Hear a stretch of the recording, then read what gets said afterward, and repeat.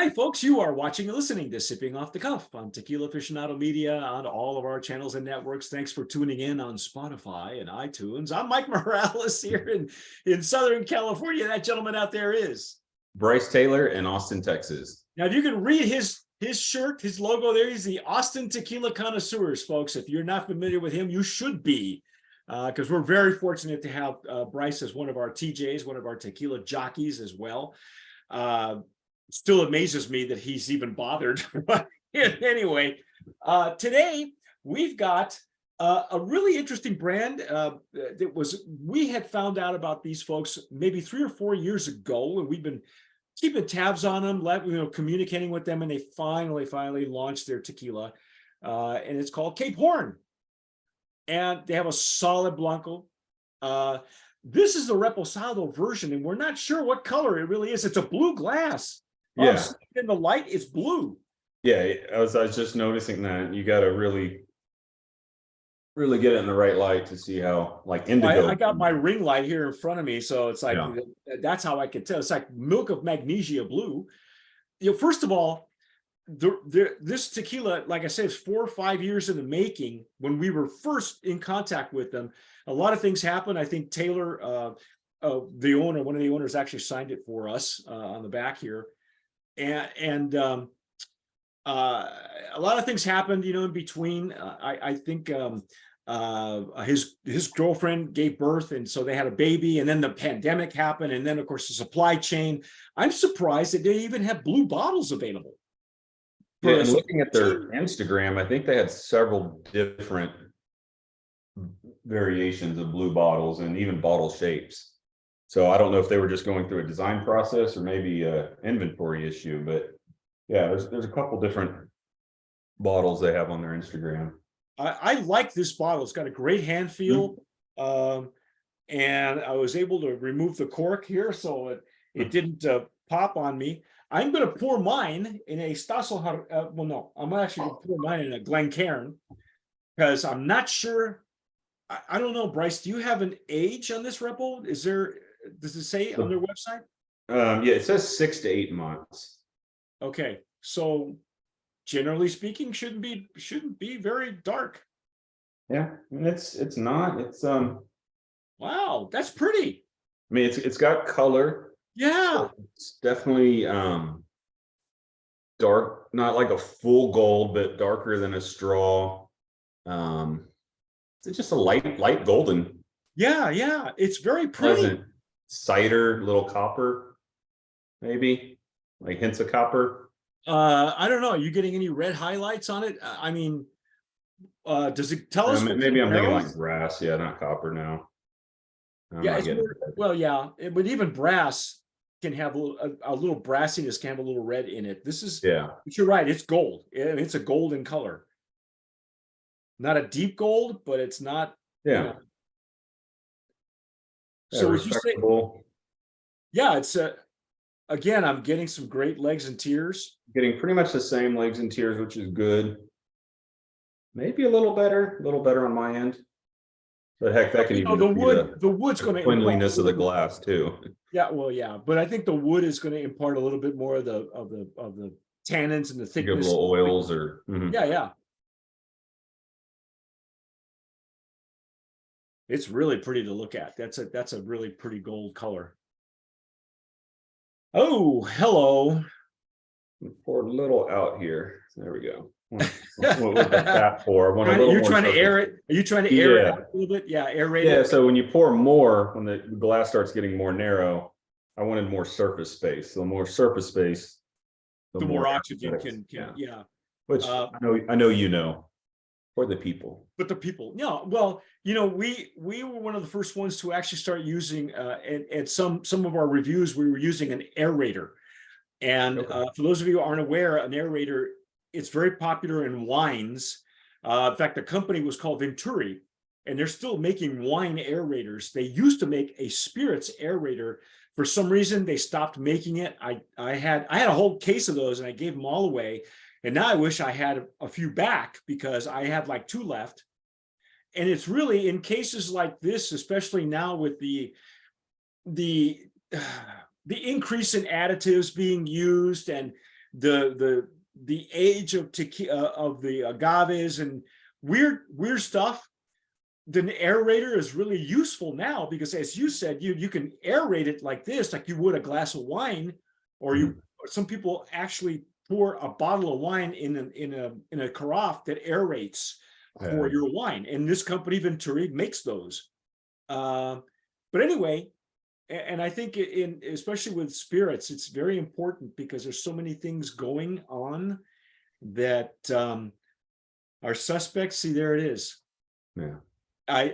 You first. Go ahead. You first. I was hoping you'd go first on this one. No, hell no. I'm not walking off of that plank. Okay. Don't make me walk that plank.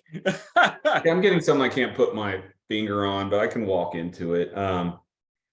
Definitely more sweetness. So their Blanco was like green agave, citrus, a little bit of alcohol. So kind of straightforward Blanco. Right. This, I mean, so on their website just said whiskey barrel. So I'm guessing ex-bourbon, American oak. I'm getting something that's a little perfumey. Yep. Candied fruit. Uh-huh. Maybe a little candied orange, which is bingo. Yeah. Yep.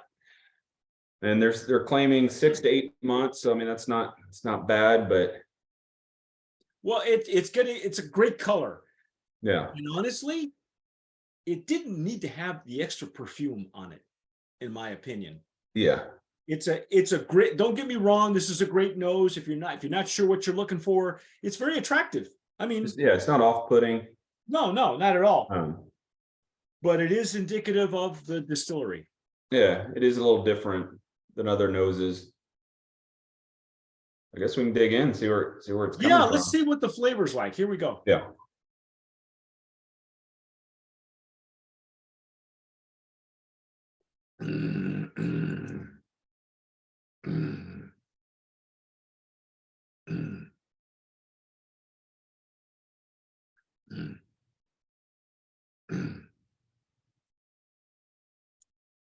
Well, it's exactly like we can smell it. Mm-hmm. It's that candied powdered sugar. It's a bit more aggressive. You know, it's got the pepperiness is being amplified now by the wood. It's turned into from pepper to more of a hot cinnamon, I think, for me. Yeah, I was definitely go with that cinnamon. But yeah, the hot cinnamon would be good because it's a candy. Yeah. It makes total sense. Sometimes that's what happens with the evolution of a Blanco to a Repo to an Añejo, is that the more time it spends in the barrel, the more that white pepper, evolves into something spicier and spicier and spicier. Yeah, I mean, this is spice all day long. Like, it's like Christmas spice. Yeah. Allspice. Allspice. Yeah. It's allspice. But it's definitely got that candied nose to it. I'm not getting such a deep orange like I have before in some of the other brands that come out of this distillery. I get some of the orange flavor, but yeah, it's underlying. I just got a weird, like, I want to say oatmeal, but I think that's because I used to put cinnamon and brown sugar in my oatmeal. Don't we all? I would hope so. I used to throw I used to throw an egg in mine, but that's a long story. Anyway. Back in the old days, when I was living on peanut butter and bread. Okay, yeah. Getting your caloric intake up. Yeah, well, yeah. Yeah, so interesting. Yeah, I think they're probably adding something to get to that flavor profile. Yeah, because I'm not getting bourbon notes. I'm not even getting whiskey notes. It's completely different. I mean, it's not the tannins. Yeah.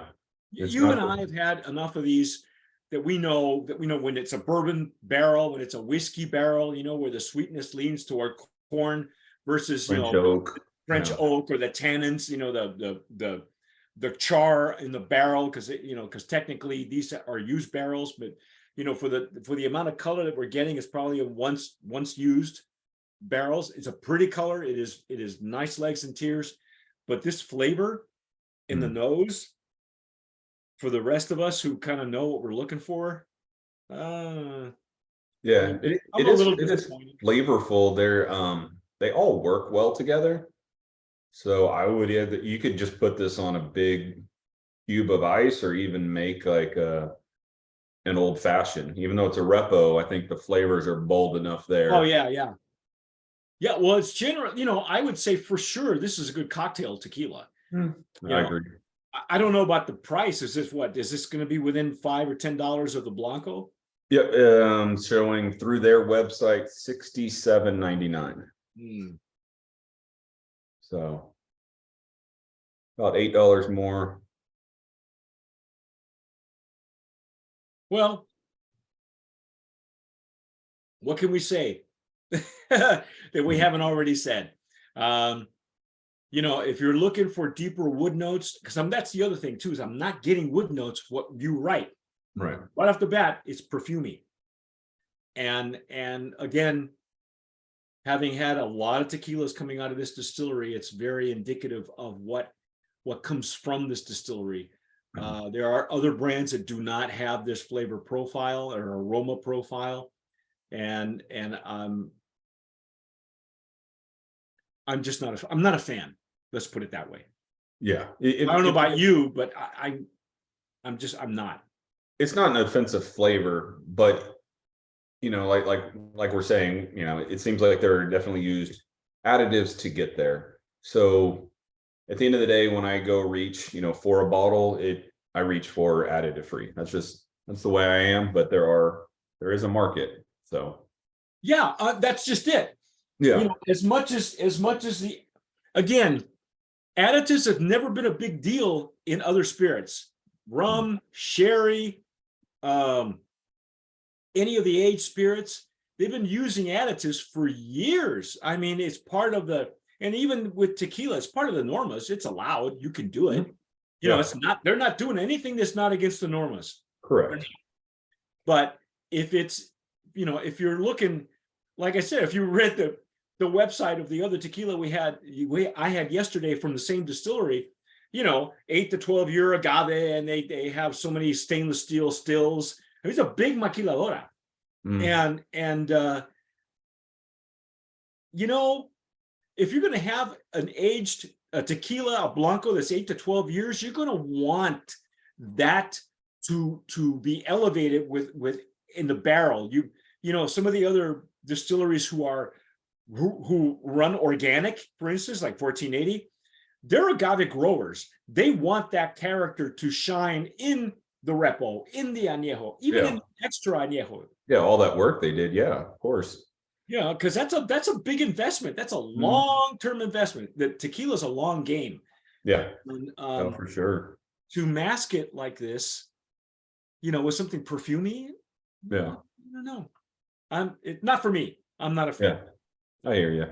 But by the same token, I am a fan of what they're doing with their money and their tequila. And I go ahead and read that again, Bryce, because I know you had some notes on it. Yeah. So, well, here just on the label, it's not about the number of bottles we sell. It's about the nautical miles we sail. So each bottle sold directly contributes to funding outdoor adventure therapy expeditions for veterans and first responders living with PTSD.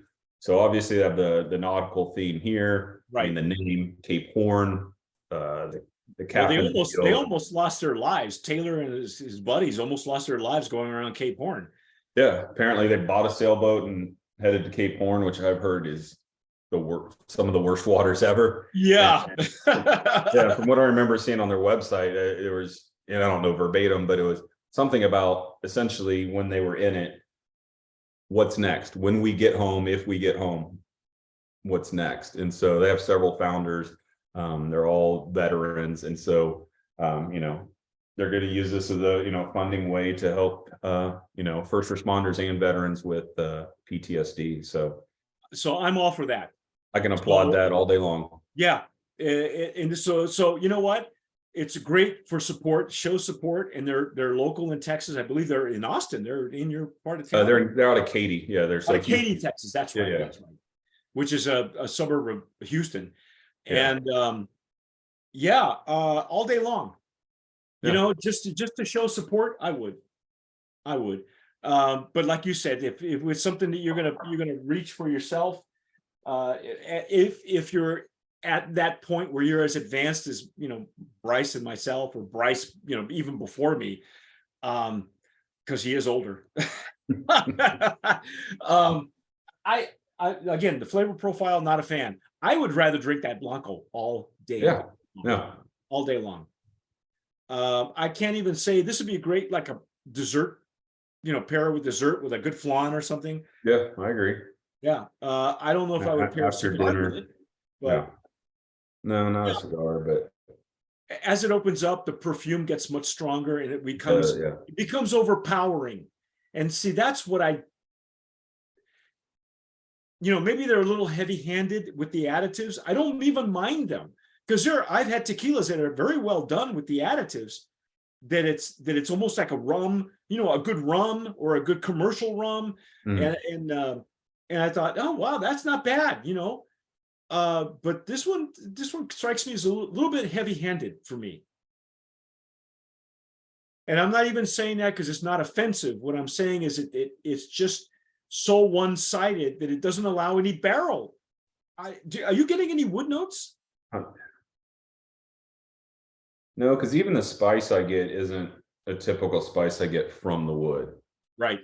So I don't think so. I mean, if anything, probably all it did was kind of round off the Blanco, got rid of some of the green agave, which repos typically do, but